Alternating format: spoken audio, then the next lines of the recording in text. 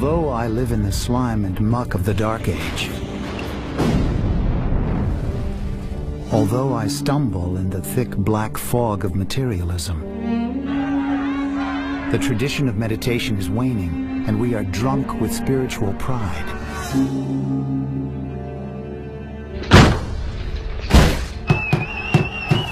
This is regarded as a very dark age and a time in which the world's wisdom has in some sense faded. This is the time of hell on earth. Sadness is always with us, and unceasing depression fills our mind. He had an urgency about him. He never gave up on anyone, on showing us the full potential of our humanity. The heretics and bandits of hope and fear are transformed into crazy wisdom.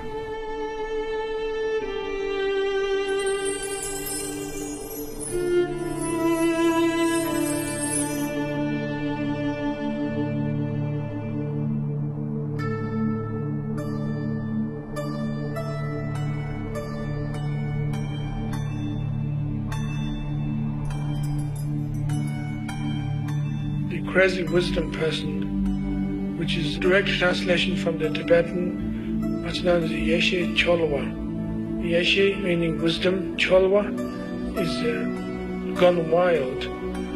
So in this case, it's a craziness gone wisdom.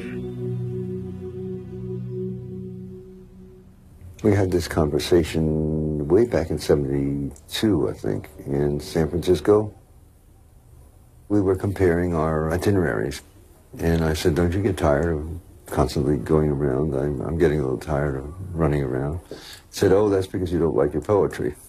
I said, what do you know about my poetry? And he said, well, why don't you do like the great poets of old, like Milarepa? Why don't you just get up on stage and compose on the tongue? Why do you need a piece of paper? Don't you trust your own mind? The red flag flies above the butt. Self-existing dignity never wanes.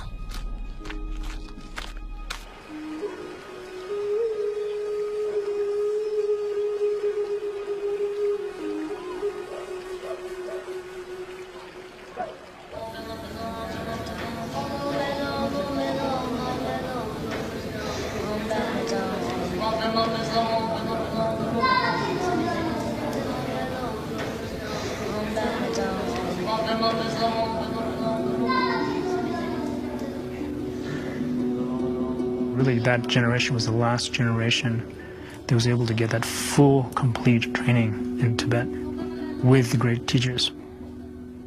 My father's meditation and everything became expedited, and it became much stronger.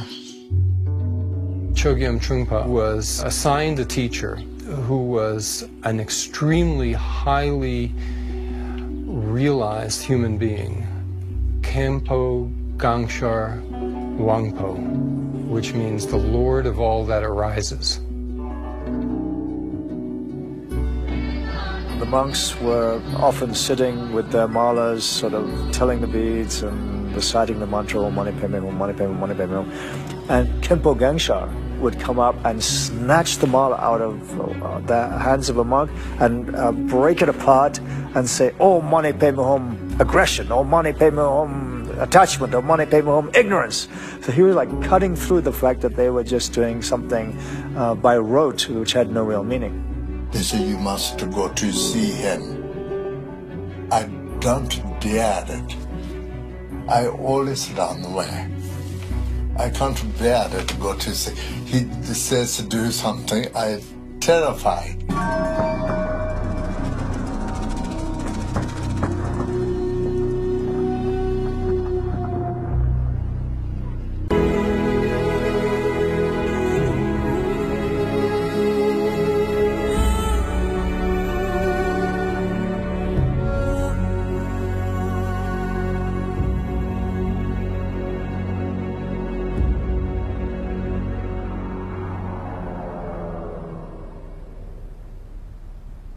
My work is dedicated to present a notion of enlightenment to the West. The world is not going to be saved purely by religion alone, but the world can be saved also secular enlightenment. This world does need your help so badly, very badly. And so on behalf of this world, I would like to request you to come and do something about it. It takes enormous faith in people to create an enlightened society. You can't have a partial attitude. And that kind of faith wasn't because we were amazing people. It was because of Trungpa's inherent appreciation for the wisdom of the world. The basic point seemed to be is about this life, not to be cowed, afraid to look at things, afraid to be decent.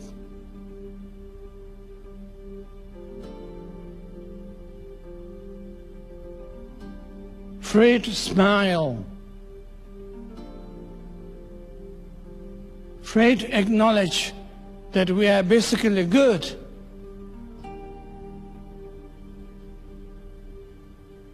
Oh, as Americans call it, chickening out.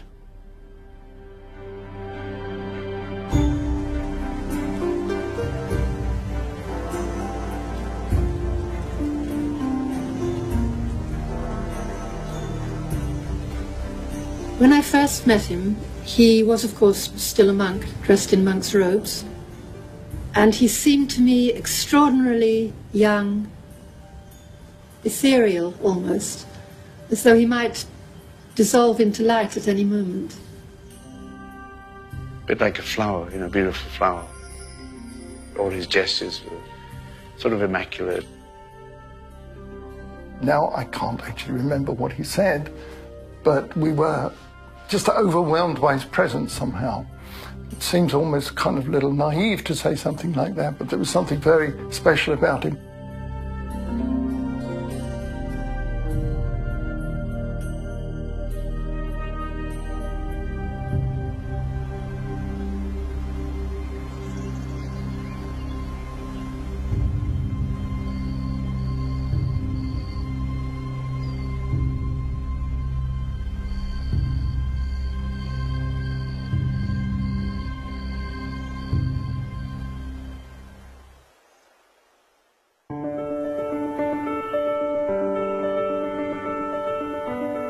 He was going through a period of really examining how he was going to teach.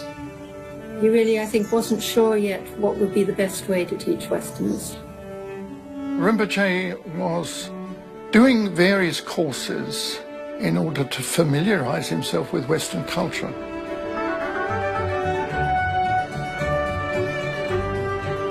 He was trying to gather the experience directly for himself of the suffering of the human condition in the West.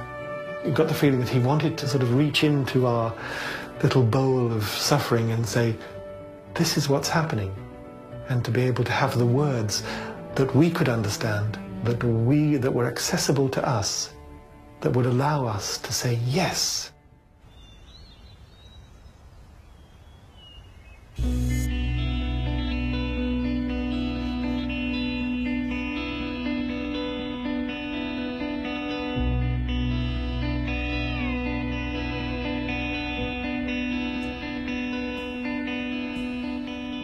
There was an article in the then Telegraph colour supplement, and there was a full-page photograph with Trungpa Rinpoche and Akong Rinpoche standing on the lawn in front. And I'd seen it and I thought I had to be with him. So I gave up my job and my house and travelled up to Escdale Muir. I was studying at Cambridge University, and I decided I'd prefer to go and live with him. I arrived at Lockerbie Station late at night. There was no public transport to Esquelmure. And so I walked to Samyeling, and it's about 17 miles, and I think it must have taken me about 6 hours. His injunction to me always was that the major change must always be internal, and that without meditation there's no progress. The teaching sometimes would be really kind of in the minute, in conversation, in his room, sometimes late at night.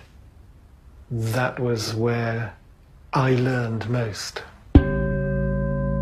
This got some of us into a lot of trouble because we would then have to sleep late in the morning and not make morning meditation. Rinpoche would leave Samyeling in his monk's robe and change into regular clothes and wander around London a lot. And he said he loved the movie houses because they were dark red velvet, and it reminded him of Tibet. It had the kind of warmth that he was missing. I'd been working in an office as a translator, and he invited me to be his private secretary. He said that he was planning to make a trip to Bhutan and India, and then he asked me if I would like to go with him. Well, of course I said yes. My trip to Bhutan was invitation of the Queen of Bhutan, and I took my retreat in Taktsang, where Padmasambhava actually meditated. Rinpoche said that this was supposedly where Guru Padmasambhava had thrown down his crystal rosary, and then it had turned into a waterfall.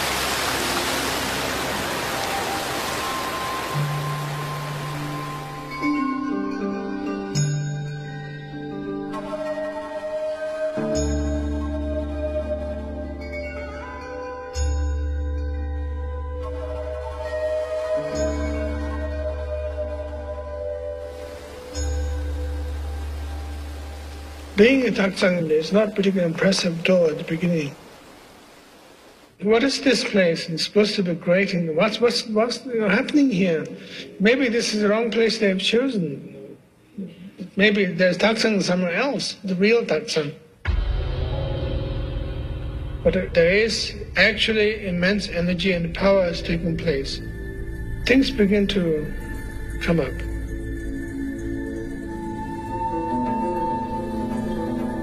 Although I live in the slime and muck of the Dark Age, although I stumble in the thick black fog of materialism, the sadhana just came through without any problems.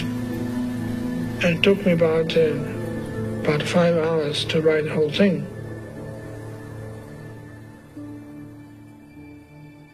the Dharma is used for personal gain, and the river of materialism has burst its banks.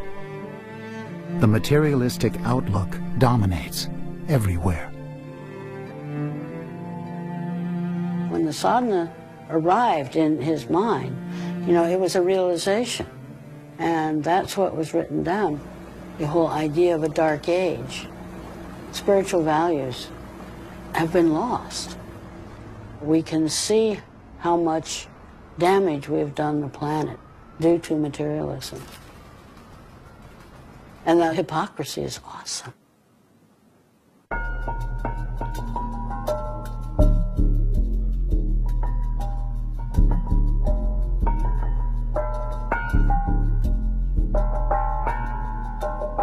Trungpa Rinpoche had come to the West in order to transmit the authentic teachings of Buddhism in the West to Westerners. Auckland wanted the centre in Scotland, Samyeling, to be a place where Tibetan refugees could come and find a home. And so they had a very different outlook. That's why there's this huge conflict developed between them. People would get very upset because he wasn't teaching. People wanted a teacher to satisfy their own spiritual greed, so they could say, I'm a disciple of Trungpa Rinpoche, and he's doing this to lead me on the path of liberation or something. And then they'd find, actually, he's not doing anything. He's just drunk or trying to seduce my girlfriend or, or behaving in a totally outrageous way.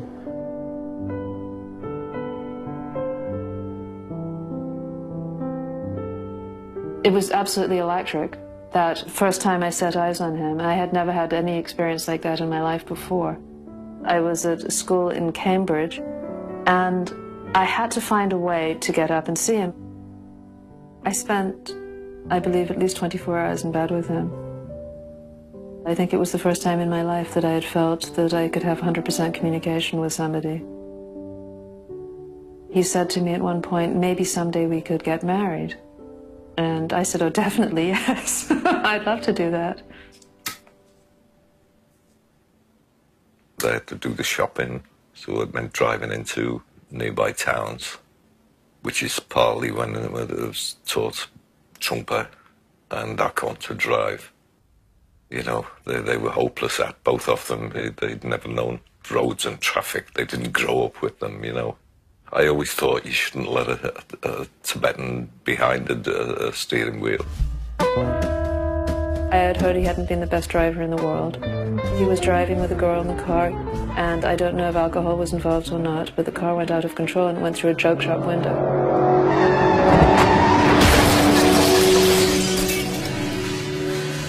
And there was Trungpa Rinpoche on a gurney in the hall with huge stitches in his throat. His throat had been cut. And then a while after that, they discovered that he was paralyzed on his left side.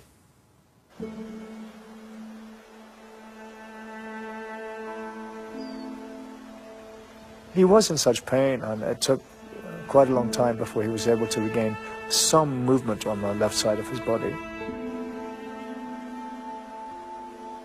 He couldn't cook for himself, or even things like making beds. You know, not that I ever remember him wanting to make a bed, but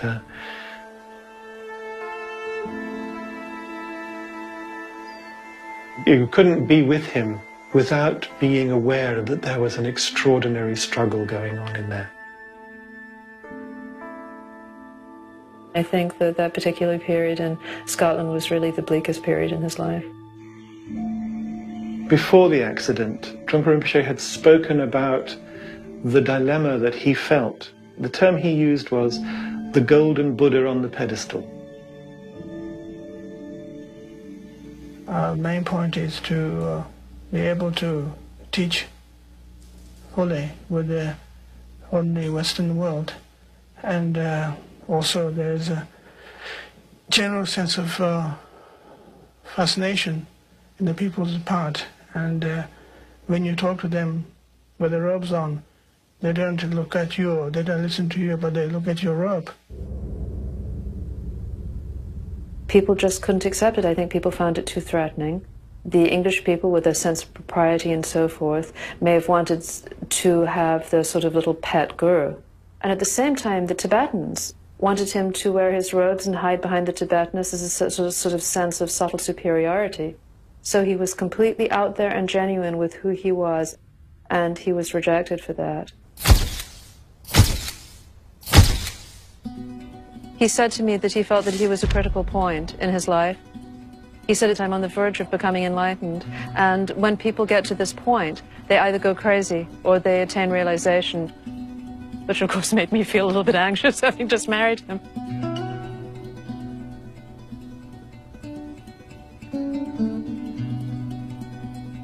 Then it all moved quite quickly. Then it all seemed to be the catalyst for the transformation, the re-emerging into the world, having abandoned the monastic persona. And then the rest, as they say, is history. What made you commit to, you know, about 3 years of your life to him? What held you to him? Well, it wasn't me committing. It sounds like I made some generous offer, you know. I wasn't committing. Didn't feel like I was committing my life to him, you know.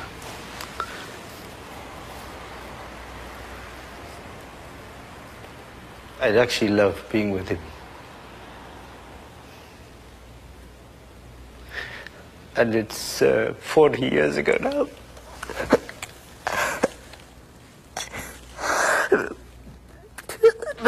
good friend.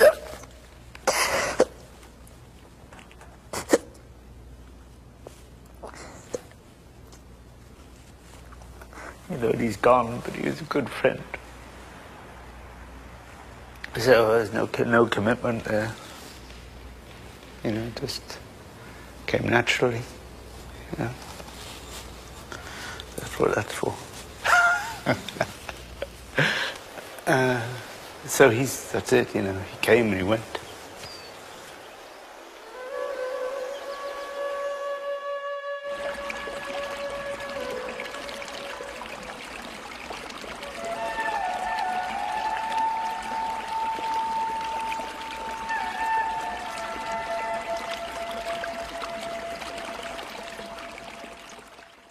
He met one of the other great tulkus, a pretty much similar age to him, they had known each other in Tibet, Trungpa Rinpoche.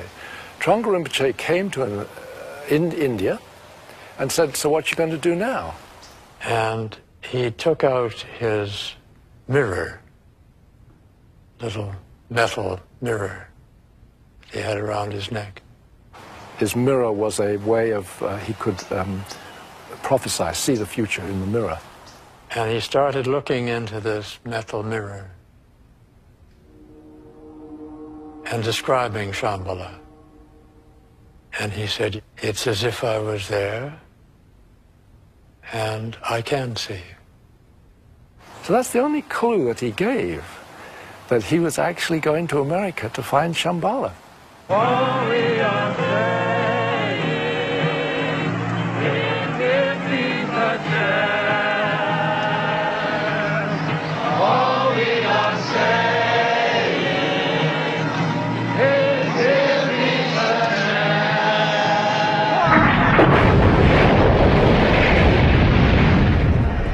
Stop bombing human beings, animals, and vegetation.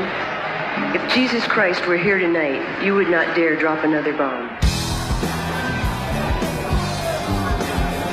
It was a tumultuous time, and a time when there was a passionate search for meaning. It had to do with a resistance to the war in Vietnam and the role of the United States in pursuing aggression in that way. The motivation for radical political action was some kind of insight about human liberation. That human beings had a vast potential for freedom. Freedom of expression and freedom of emotion and freedom of thought. That there was a personal side to the journey of growth. That personal liberation and political liberation might not be separate, that they actually might be part of the same journey or part of the same unfolding.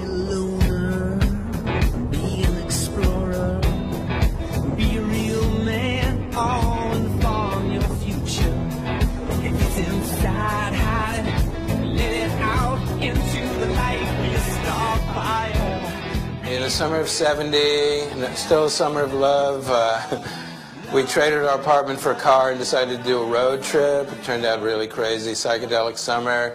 So, you know, we pulled up in front of this filthy, dirty farmhouse, you know, with wrecked cars and washing machines in the front porch and hippies wandering around, just shabby, rundown house. We knocked on the door, and this woman was there, Fran. And she said, "What do you do?" And I said, "Well, I'm like an art guy." She said, "Oh my God, come with me right now." And she took me into this little room in the back, and she opened the door, and she said, "I found him." And he said, "Oh, I've been waiting for you. Sit down." He thought he had asked her to go and find somebody that could draw. There was a weekend program happening called Work, Sex, and Money.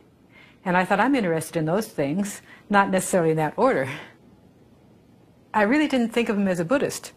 I mean, I wasn't really looking for Buddhism or any particular religious path. I just thought he was someone who spoke the truth. In fact, I think I thought he made it up. He just happened to be someone who was so insightful that he could just point out the nature of reality.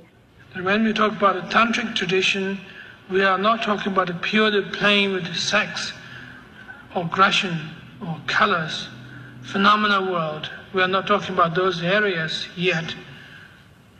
We have to be very, very concerned with the fundamentals of the whole thing, and rather than the whole thing is going to be okay and groovy, and don't know why, if you're wired, that's your problem, but if you don't know why everything's going to be okay, let's dance together, let's play the music together, let's drink honey in the milk.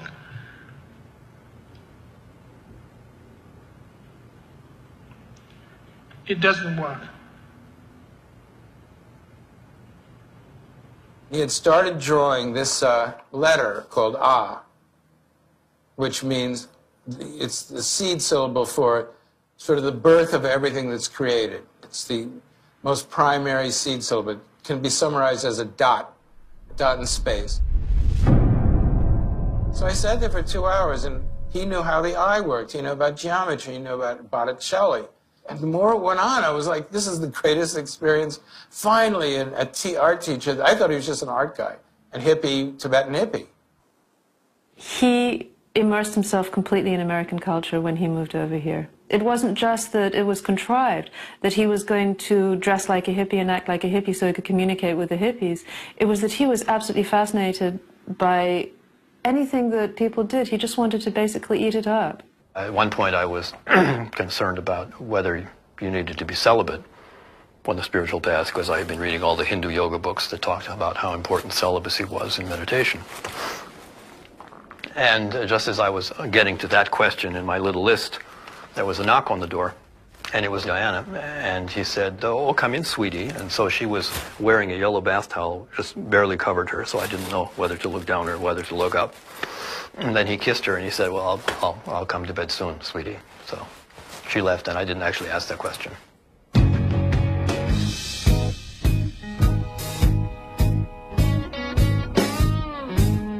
He taught by being a human being. He never said, "Follow me, imitate me." He said, "I am completely who I am, and I want to help you understand how to be completely who you are." And he said, just study the Dharma, which is the truth of trusting who you are, discovering your own fundamental goodness, discovering your natural wisdom, and discovering the importance of being compassionate. That has nothing to do with religion. The shrine room was the attic of an old farmhouse, and holding up the roof, seemingly, were these posts. Well, the posts became the favorite spot for people to lean up against during sitting meditation practice, so that they could doze or just hold themselves up and sort of, be lazy about it. So one day, we go into the shrine room, and they're gone. And it was him. He had been there 2 weeks earlier and said, "Take them out," unbeknownst to us. So how he often would work is that there would just be, most of the time, just a quarter turn of the screw. It wasn't a big thing. It was just suddenly like, where you used to hang out so that you could slump was no longer slumpable. So now you had to actually sit up.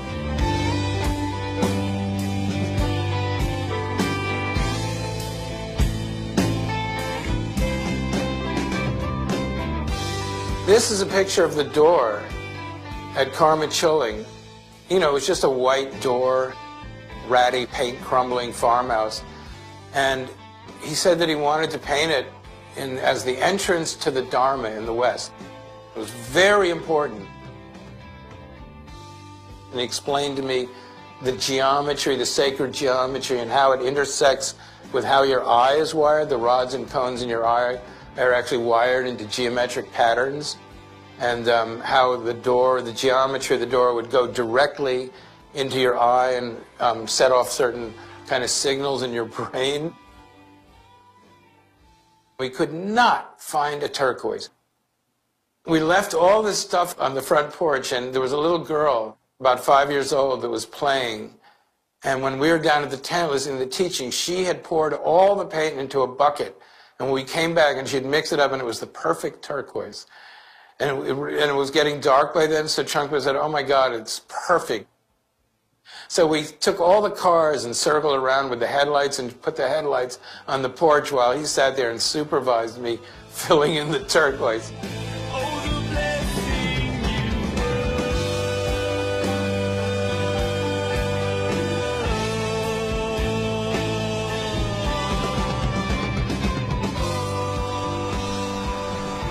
There is a legend of the Buddha where every step lotus flowers bloomed. Almost wherever Trighan Trungpa stepped in America, Tibetan Buddhist center sprang up.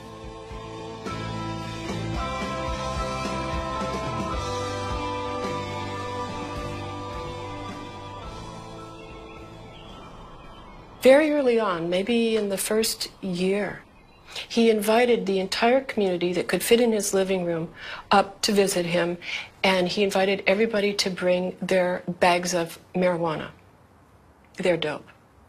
And half the people thought, oh my God, this guru is so cool. He wants to smoke with us. So everybody came and was in a very jolly mood, and he asked everybody to put all their paraphernalia on the big tray in the center. And there was a beautiful fire going in the fireplace. It was all very homey and wonderful. And he began to talk to everybody and welcome everybody. And then one little bag after the other got thrown into the fire, creating all of this spark and popping. And he began to chant, "We are burning self-deception. We are burning self-deception. We are burning self-deception," with each bag, and the fire would blaze up. Supposing if you, so-called you, which we do not know whether we exist or not, but so-called you become enlightened, then what?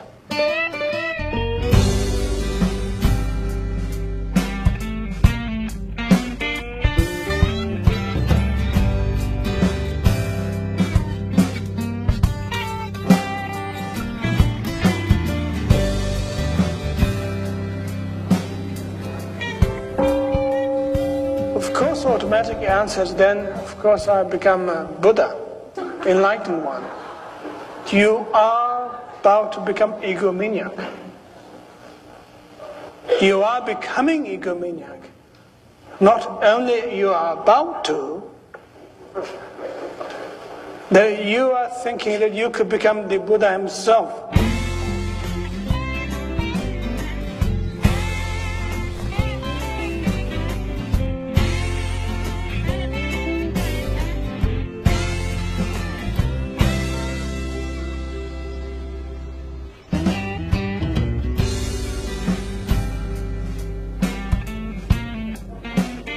The Naropa Institute, the summer of '74, was a kind of a distillation.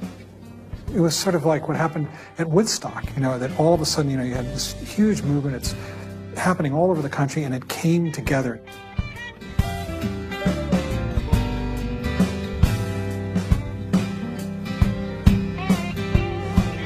We didn't have a building. We didn't have desks. We didn't have telephones. We didn't have stationery. We had this idea, vision. We invited religious figures, including Native American teachers, Zen teachers, Hindu teachers. Were invited superstars such as Ram Dass, who arrived with a retinue of love and lighties, as we call them, dressed in white.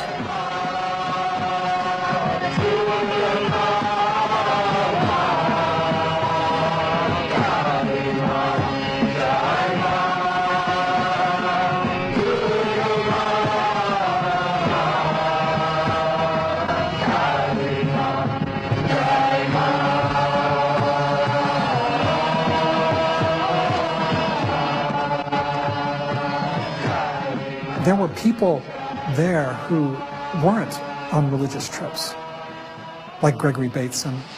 We come to Naropa to try to find out what it's all about. We invited all these poets. There was Allen Ginsberg, and Allen was a one-man poetry school.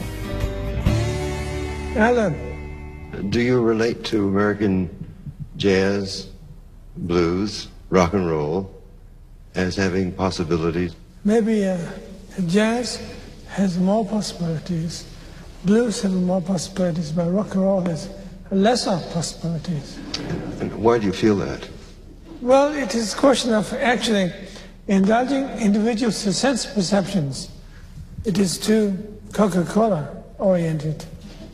Well, I think Have you had the experience of, say, majesty and calm and centeredness in any rock and roll that you've heard? Unfortunately not. I tried, it's very hard, Alan. I tried very hard. I thought at some point I was missing something. Yeah. But it turned out to be I wasn't missing anything at all. He liked the poets, he liked the artists, he liked the misfits. He never seemed to want to rein in the energy in terms of setting up an institution like Naropa. He kept talking about sparks flying. What we were doing was bringing together East and West. And that was the kind of a creation of a new hybrid. And he said that normally people think of creating some kind of diplomatic relationship between East and West. But what he really wanted was not to do that at all, was to maintain the integrity of each tradition and let them come up against each other so that sparks would fly.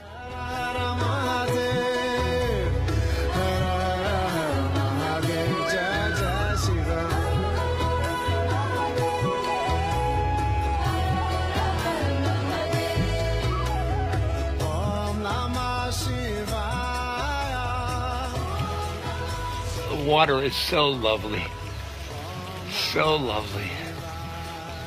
It's like love. When I arrived at Naropa, schedule was set, and I was put on Monday, Wednesday, and Friday, or something like that. And Trungpa has Tuesday, Thursday, and Saturday. We were both going after truth, and his way of going after truth was Buddhist, and my way of going after truth was Hindu. The people liked getting both sides, and I was fascinated with they were like there was a tennis match. They were like, you know, they were, Trungpa said this, and Ram Das, If we're going to discuss spirituality at this point, in this particular class, I feel very nervous myself, and so should you, that we are not making building mutual deceptions between each other. We have coined this word called spiritual materialism. Spiritual materialism, which dedicated to pursuing a self-ego, that you use mantras, chantings, meditations, all kinds, to become oneself a greater and powerful person. He did not give a talk in the first 5 or 6 or 8 years without reminding people how foolish their grappling after spirituality to save themselves was. He was cruel from the point of view of relentlessly dismantling whatever you could use to cling on to some constructed version of ego. Let us mock the ego, but let us build our spirit.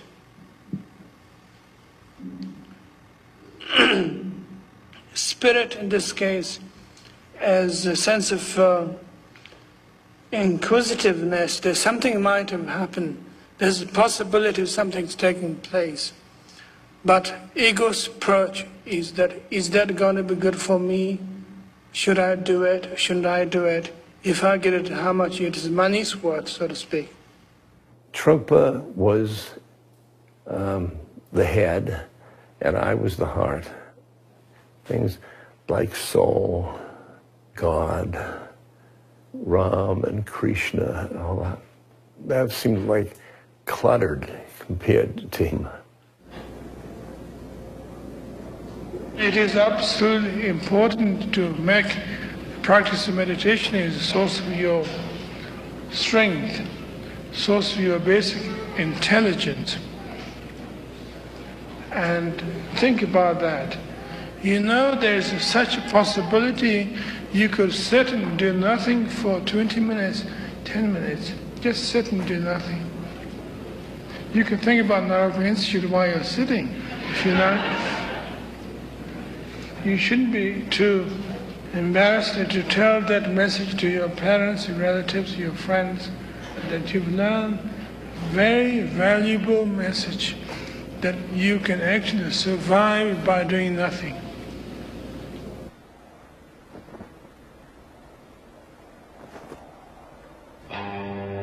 Rinpoche had a great command of English. He said, English is a blessed language. He could speak redneck, he could speak good American Chamber of Commerce, he could speak Oxonian English. But it wasn't just a mimicry. His mind sort of entered into the American mindset and realized you had to do it through language. You use the word inaccessible in referring to Vajrayana teachings, and what was the implication there? Well, it's very rare. And therefore you probably don't get it. Like if you order steak tartare, very few people order such a dish, and usually somebody order a hamburger, hot dog. And steak tartare is very rare.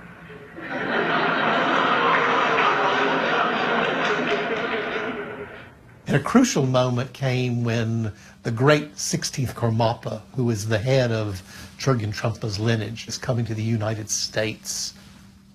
He tells, like the students, this great news, the 16th Karmapa is coming, and the response is, groovy. But do we really have to vacuum for him?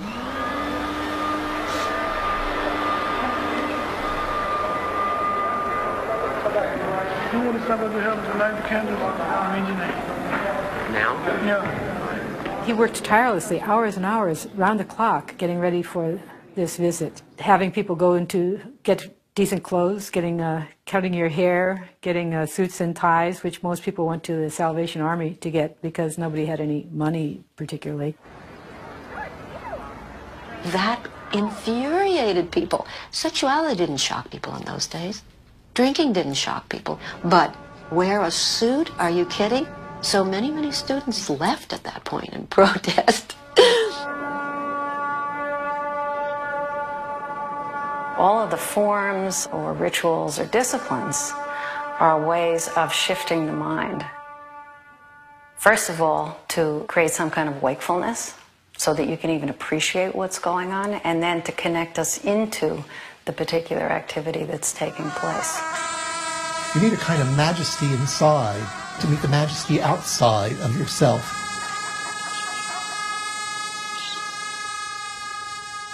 What you have recommended to us is that we should cut off our long hair, put on neckties, and re-enter the mainstream of American institutions and attempt to exert a wholesome influence from within. That's right.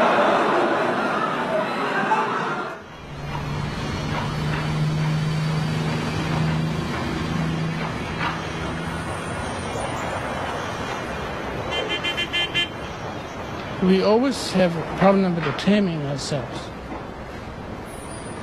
That is why we have to resort to religion, basically. Taming here meaning simply being decent. No ups and downs. Some sense of equilibrium. Natural state of existence. That kind of training demanded a teacher who was hard to be around a lot. Once I asked him, why don't more students just come see you, knock on the door, call you on the phone, come over? And he said, I feel that it is because there's fear in students of becoming unmasked,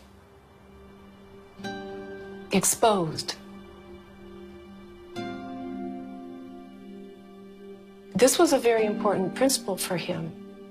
People having the courage to work with their own self-deception. Where does purpose and motivation come in the enlightened mind that is free from desire and striving? Where does his purposes come from?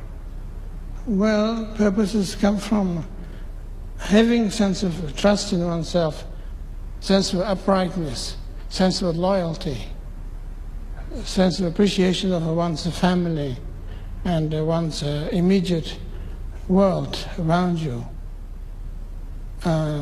There's a cloud in the sky, and the sky is blue, and the sun rises beautifully in the east, and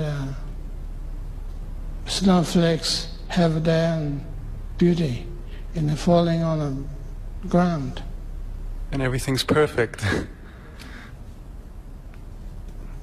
Pretty much.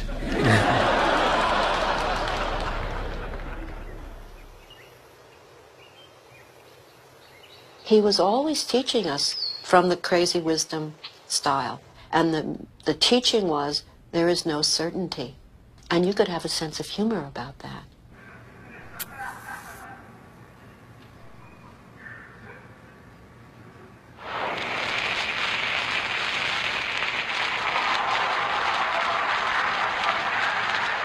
We don't want to really be fully sane. And that seems to be our problem usually, that we can't handle too much sanity. And we would like to have a little corner of neurosis somewhere, even in our pockets, just a little puff here and there. So if you find too much sanity, you say, boy, it was heavy.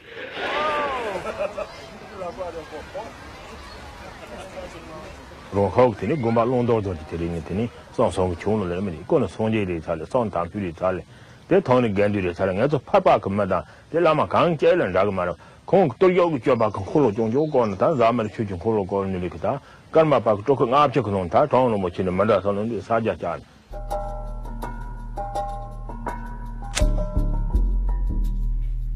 This is the tantric tradition of Tibet, that enjoying your senses is itself expressing wisdom. Benjamin Franklin said that wine is proof that God loves us and wants us to be happy. Not a strange idea. But he did drink a lot. And he probably was... So did Thomas Jefferson. He went broke getting good wine from France to drink.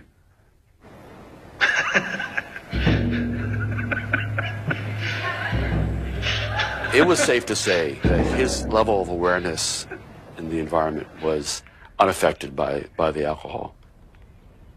Early on, he was giving a talk with this sort of Western New Age guru, and Rinpoche's presence in this on the stage was that he was just completely drunk, and he actually don't think ever actually gave a talk. He was just, falling out of his chair, and so at the end of the talk, they sort of carried him under his arms and got him into the elevator. And he got in the elevator, he stood up straight, and he said, "How was that?" He wasn't drunk. He hadn't lost it at all. But that was how he chose to relate to this charlatan. Many people tried to get Rinpoche to stop drinking, and they would take petitions to him and letters to him and have everybody sign it. I remember being there one time when one of his attendants served the watered down sake, and he would just lift his eyebrow and saying, "This is watered down." It's just basic craziness, which is fearlessness, in other words, not giving up anything. Seems to be the basic point. Willing to work with what is there on the basis of primordial wakeful quality. So that seems to be the definition of crazy wisdom. What helped him only the sexuality issue, the alcohol issue, I did basically defend it, actually, because I like Tibetan Buddhism, and I know there is such a thing as crazy wisdom, but I had to acknowledge certain flaws, I believe. In, for example, he passed away, I believe, at 47. But anyway, he could still be doing fantastically useful work if he had not gotten addicted to alcohol. You know, definitely, whatever the exact diagnosis was, he definitely drank too much. People say to me, how could you follow a teacher like that? Or how could an enlightened person do that? I do not know. I can't buy a party line where I say it was sacred activity or something like this. Come up with ground to make it okay. I also can't come up with ground or fixed idea to make it not okay. You know, I'm really left in that I don't know. I don't know. But I can't answer the relative questions because he defied being able to answer them.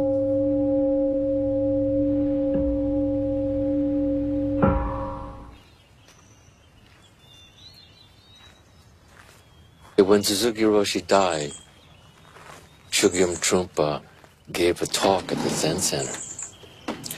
And as he was giving the talk, he said that Suzuki Roshi was a very great teacher and a very dear friend. And at that point, he began to weep.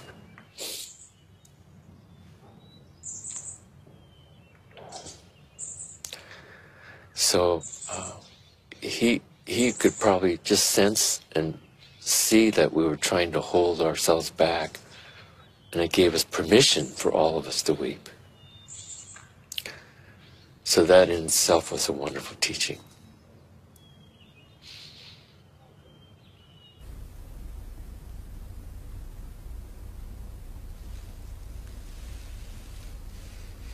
Most cultures at their inception had some kind of idea of trying to bring out the noblest part of the human spirit. Rinpoche searched for models that would work in the West. He didn't just want to impose Eastern models onto his Western students. In America, the President of the United States lives and works in his house. And in Europe, the place where the monarch lived was also the seat of government. So that's one thing. I think he realized that that was a powerful model that had already existed.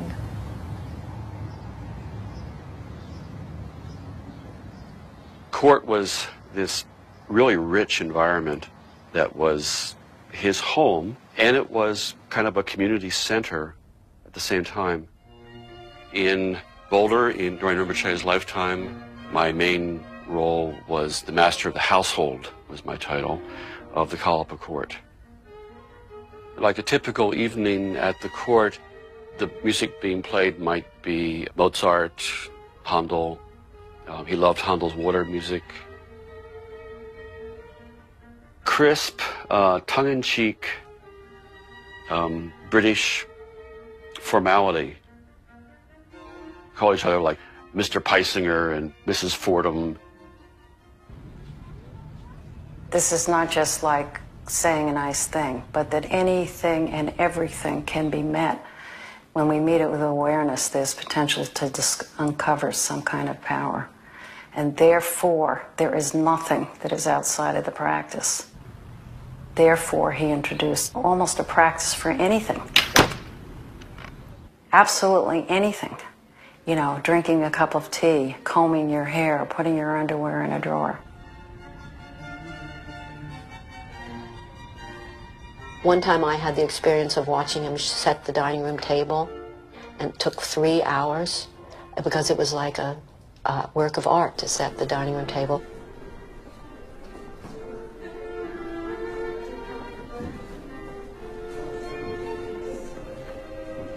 He really found the way Americans spoke English to be sloppy.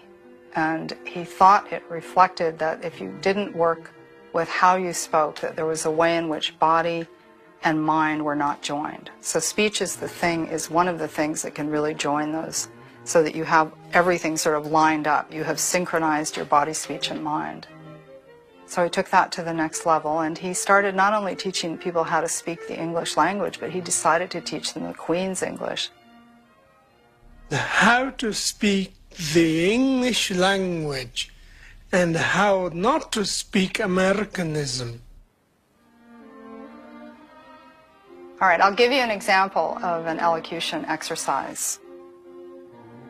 Spider is black. Sky is blue. How tantalizing this world. Kathy's hair is black. Her complexion is white. Her attention is like a bowstring. More than monumental, more than tattered, more than dying.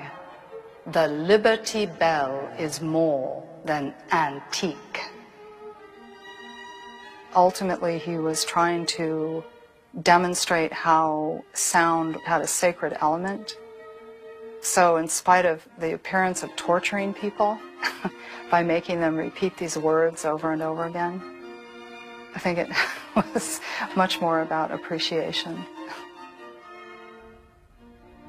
So actually, it became a visualization practice. We would come on duty, put on our uniforms, and walk into a visualization. We were imagining ourselves as enlightened servants of the enlightened master, and on some level, it was all true. On some level, it was reality. On some level, it was all play.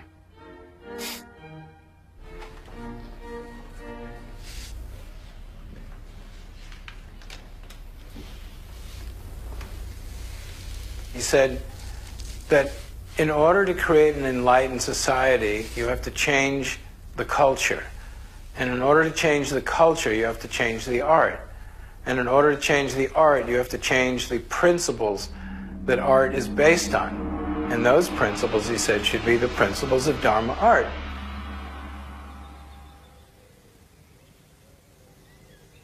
The basic notion of art at all means how to relate oneself and how to relate with one's phenomena world gracefully.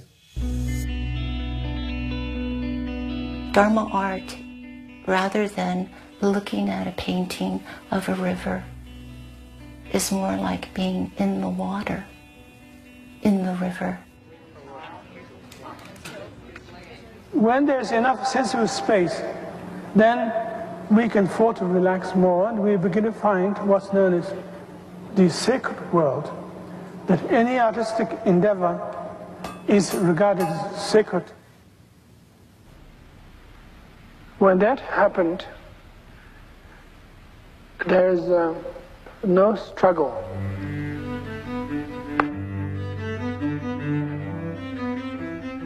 The idea in Dharma art is to receive images. It's not an ego trip. All you did was see it and bring it to the surface. You sort of caught the fish. You didn't create the fish. You know?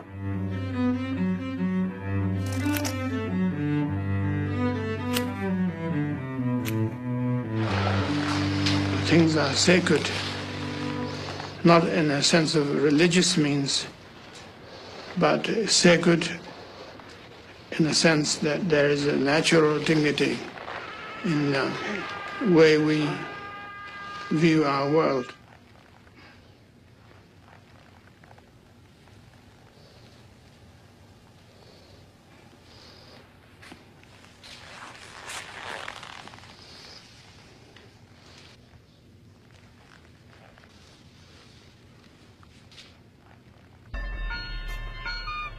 He was sitting up on the altar of this church smoking cigarettes, and someone asked him a question to talk about aggression in America.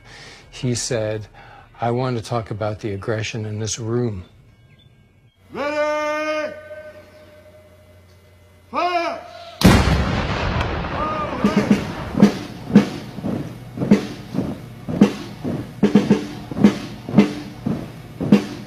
This was the Dorje Casa. It was given that name because it literally means protecting the sacred space. Chogyam Trungpa believed that every aspect of society had to be explored, every single aspect. And so he created theater groups, and he created commerce groups, he created educational institutions, and he also created a Buddhist version of military.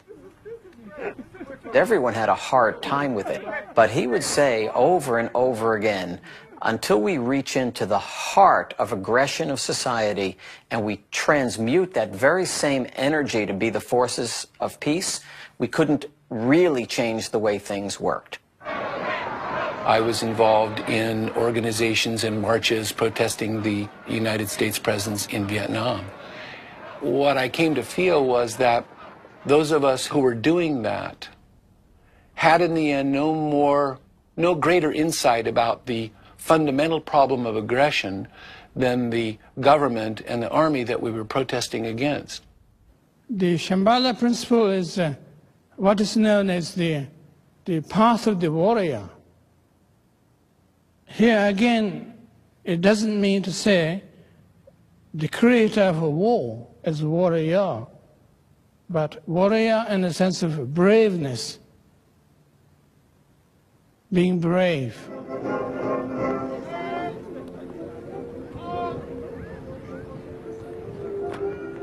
We would drill for hours in uniform, and occasionally we would have visitors, and one of those visitors asked him once, why are you doing this military thing? And his response was that someday people will see the Dorje Kasung marching down a street, and it will cause them to feel like they want to smile. And at that point, we'll actually have changed something at the core of the modern society, of the problem as it was. It took us 10 years to figure out that he was teaching traditional Buddhism. We didn't know that because he was, if you ever read traditional Buddhism, you go, huh? But his incredible ability with language to translate that into our language so that he was able to touch your heart. And he was also able to sort of make your mind inquisitive. So your constant feeling was that your journey was truly what is traditionally described as the path is going underneath you and you are just continually opening up to whatever you are encountering.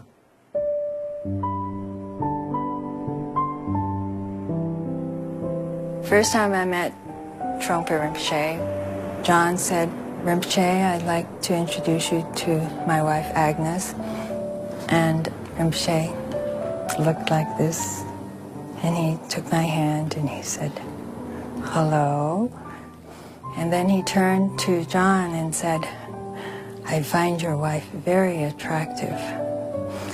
And I leapt off the floor and jumped in back of John and looked at Rinpoche over John's shoulder, thinking, what is he talking about? Or who is this man? Lots of his students were his lovers, and that was known. My impression as I sort of looked at your community was that this was like part of what went on, and it was certainly open. You know, I remember watching Rinpoche with his entourage, and you could just sort of see who was who, you know, in the entourage. Of course, in the Zen world, you know, things were more hidden, I think we could say. And so the issue there became more that things were hidden. Can you push down a little bit, sweetheart? That's good. How do you say sweetheart in Japanese?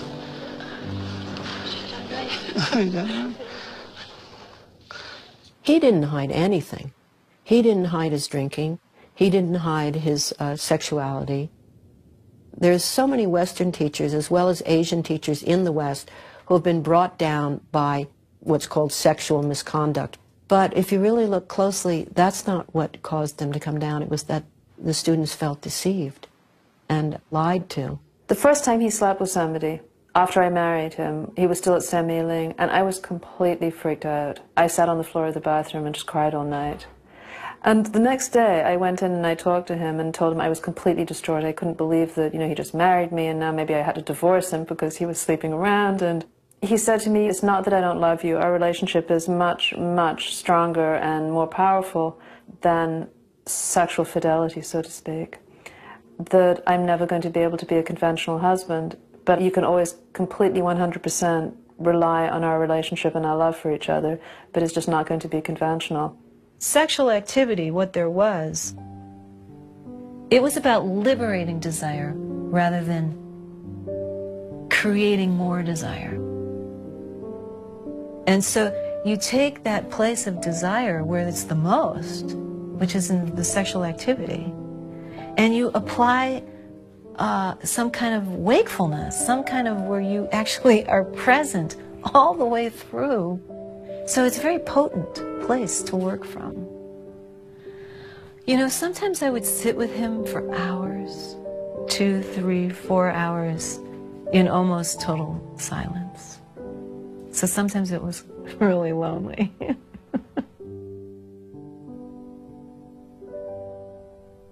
You know, my husband, Jonathan, has always said, and we were married, so those weren't easy times for him. And he's always said, and not always in an enlightened way, I'm second to the teacher. I'm second to the guru. And it's true. I was jealous. It was much more of, you're able to have a special relationship with him, and I can't. Actually, calling it a relationship is even tricky, because there wasn't that kind of solidity to it, really. We're not talking about the person, Trungpa Rinpoche, but we are talking about the manifestation of that mind, which sees reality as it is and is able to wake people up, but only because you share that mind. In the West, it's easy to misunderstand devotion in the Tibetan tradition. It looks from the outside as if there's this great, great person and then these little people falling at the great person's feet. But in fact, the tradition itself is very clear that the teacher has nothing more than the student, that the wisdom exists already. We're born with it. We die with it. We can't get rid of it. We can't get more of it. The teacher points that out. And the student gradually comes to that understanding, and the minds meet.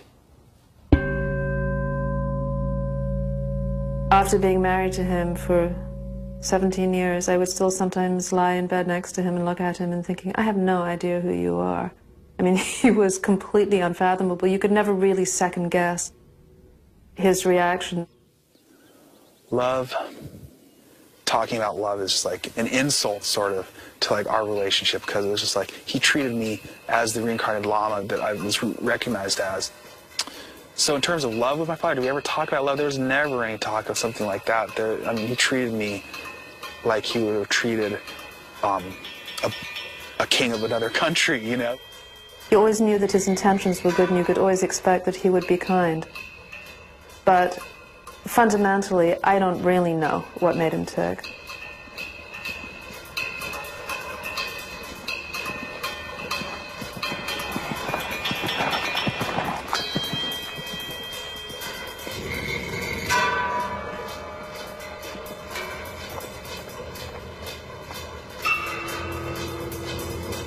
When I ride a horse, I hold my seat. When I play with snakes, I snap them on my wrist. When I play with dangerous maidens, I let them talk first.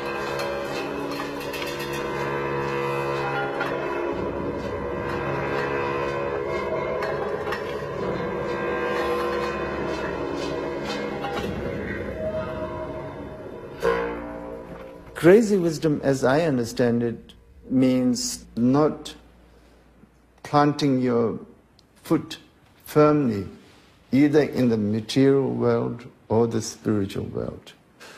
When we have the spiritual world view, then we are bounded by the so-called the spiritual view. And then when we are materialistic, we are bounded by the so-called materialistic view.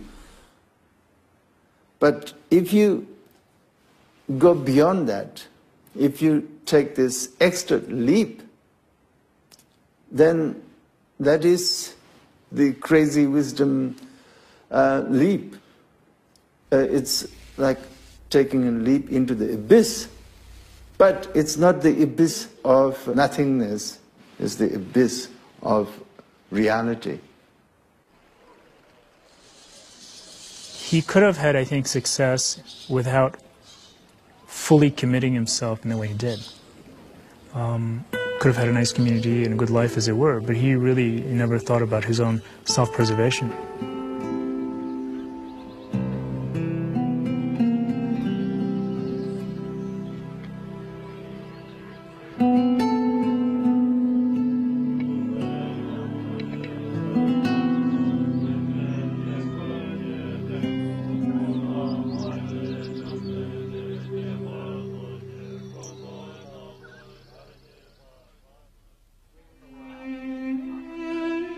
How much that we have actually trying to connect with our own heart, and how much of that particular attempt to connect with our own heart has been repelled because you might discover something terrible in you.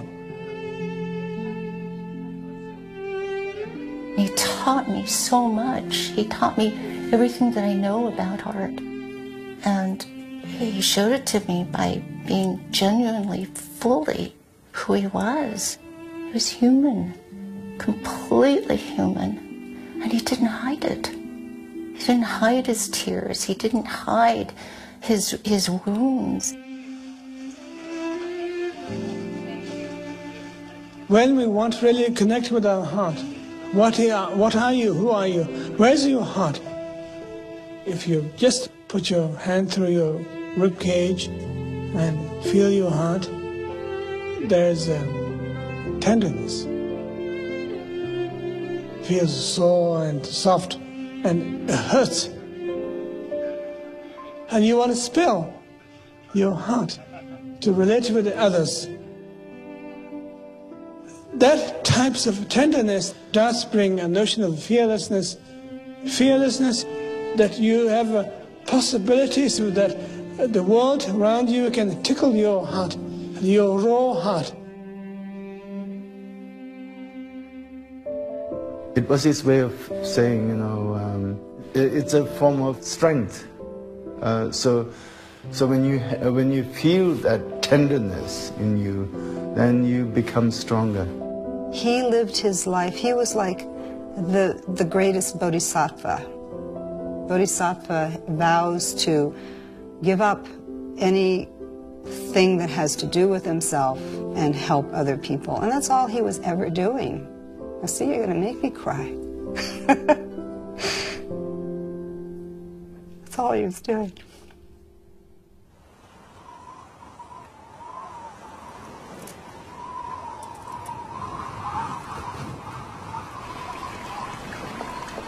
I can't believe I went to the hospital and I had some question about the interior decoration of A Suite on Tower Road.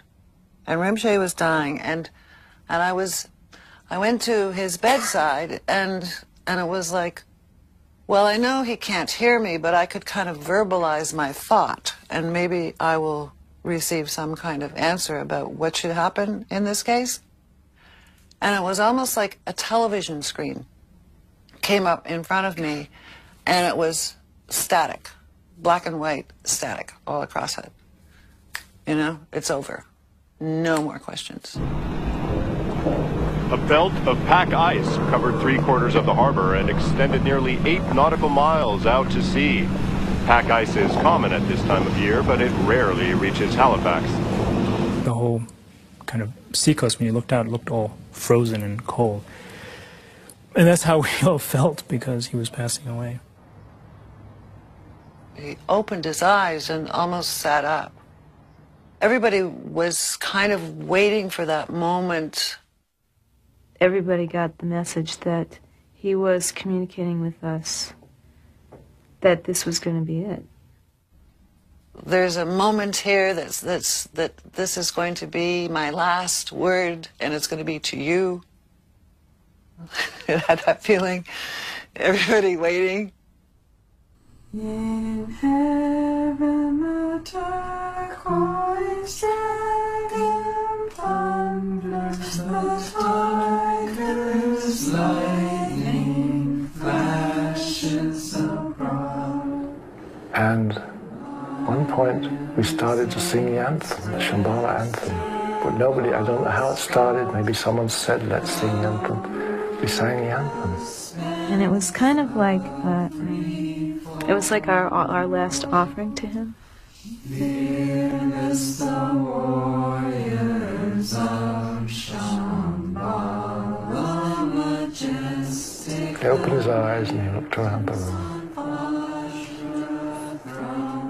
And as the anthem finished, he took a few more breaths. And with each out breath, we'd be waiting because we didn't know whether there'd be another one.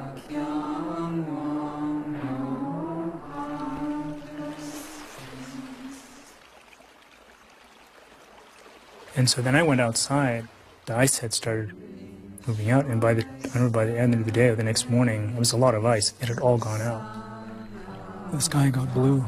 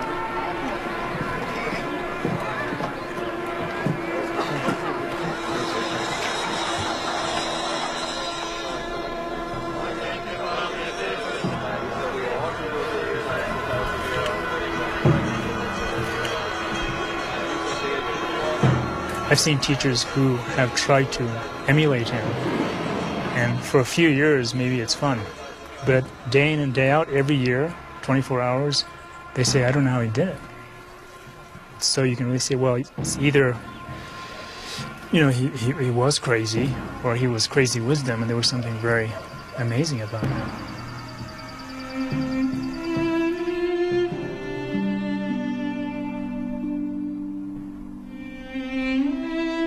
Even in a film like this, if the message were to be conveyed that he was about being defined or framed in any way whatsoever, that would defy the whole purpose of his life, which was to allow ourselves to be unframed and fluid and allow others, you know, to come forth in their sort of basic goodness.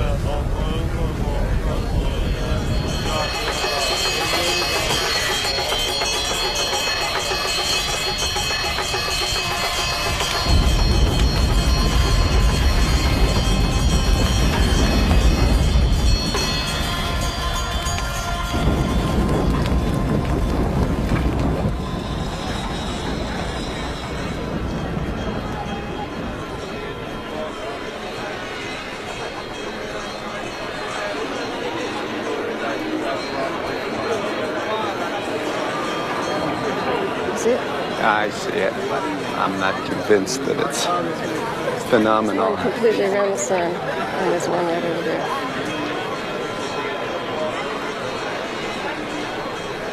Rainbows. Something in the clouds. Something in the sky.